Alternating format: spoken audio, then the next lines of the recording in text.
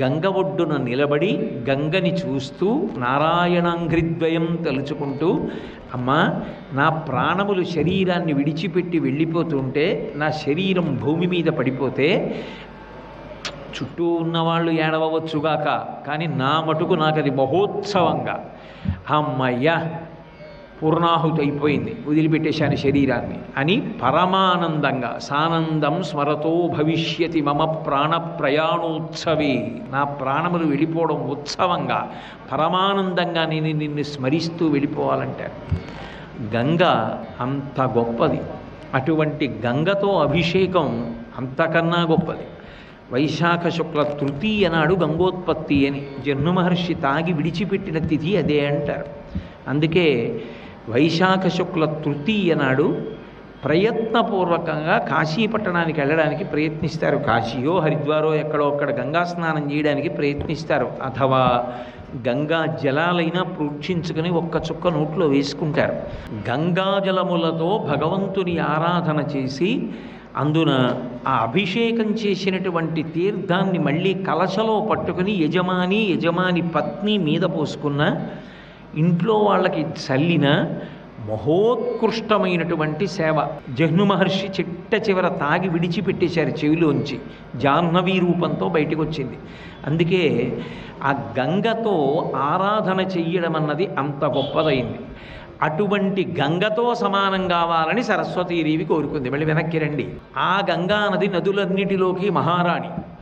ఆ గంగతో నాకు సమాన స్థాయి కావాలి, అది భగవంతుడు ఇవ్వాలి. అందుకని తపస్సు చేస్తోంది. ఆవిడ తపస్సు చేస్తుండగా పులస్త్య బ్రహ్మ వచ్చారు. పులస్త్య బ్రహ్మ స్వయంగా చతుర్ముఖ బ్రహ్మగారి యొక్క మానసపుత్రుడు. అటువంటి పులస్త్య బ్రహ్మ వచ్చినప్పుడు లేచి నిలబడాలి. మహాత్ములు ఎవరైనా వచ్చినప్పుడు వెంటనే లేచి నిలబడాలి ఒకసారి. అలా లేచి నిలబడకపోతే దోషం వస్తుంది. ఆ దోషం తొలగిపోవాలి అంటే మళ్ళీ వారే నీకేదో ఈ చిన్న కష్టంతో పోవాలి అంటారు. అలా అనకపోతే అది చాలా పెద్ద కష్టంగా వస్తుందని అందుకు శాపం ఇస్తూ ఉంటారు. గజేంద్రమోక్షణ ఘట్టంలో ఇంద్రజుమ్న మహారాజు గారు ఆ పర్వత శిఖరం మీద కూర్చొని తపస్సు చేస్తుంటే అగస్త్య మహర్షి వస్తే లేచి నిలబడి అర్ఘ్యపాద్యాదులు ఇవ్వలేదని, నువ్వు తమోబుద్ధితో ప్రవర్తించావు కాబట్టి గజయోని ఎందు పుట్టమని శపించాడు. అప్పుడు గజేంద్రమోక్షణ ఘట్టం వచ్చింది. కాబట్టి ఒకనాడాండ్రుపుడచ్యుతున్ మనములో నూహించుచున్ మౌనియై అకళంక స్థితియున్నచో కలశజుండచ్చూటికిన్ వచ్చి లేవక పూజింపక ఉన్న మౌనికని నవ్యక్రోధుడై మూఢా లుబ్ధకరీంద్రోత్తమ యోని పుట్టుమని శాపం బిచ్చ భూవల్లభ అంటారు గజేంద్రమోక్షణంలో.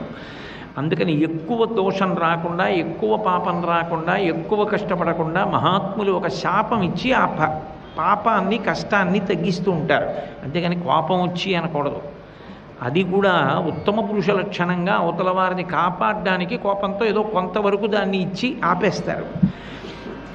సరస్వతీ నది మహాతల్లి, ఆవిడ ఎక్కువ బాధపడడం ఇష్టం లేక పులస్త్య బ్రహ్మ అన్నారు, నువ్వు నేను వచ్చినప్పుడు లేవకపోవడానికి, నమస్కరించకపోవడానికి, మర్యాద చెయ్యకపోవడానికి కారణం ఏమిటి?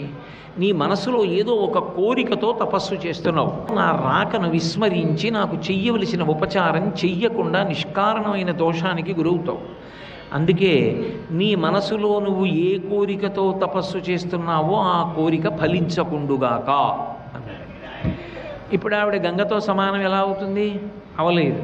ఆవిడికి చాలా బాధ కలిగి చటుక్కుని ముందు వెనకలు ఆలోచించకుండా పులస్త్య బ్రహ్మను ఉద్దేశించి ఒక మాట అంది, నువ్వు సాక్షాత్ చతుర్ముఖ బ్రహ్మగారి మానసపుత్రుడు కావచ్చు కాక, నీ వంశము పవిత్రము కావాలని, నీ వంశమునందు మహాత్ములు ప్రభవించాలని సహజంగా నువ్వు కోరుకుంటావు. కానీ నీ వంశము రాక్షస వంశం అయిపోవుగాక అన్నాడు.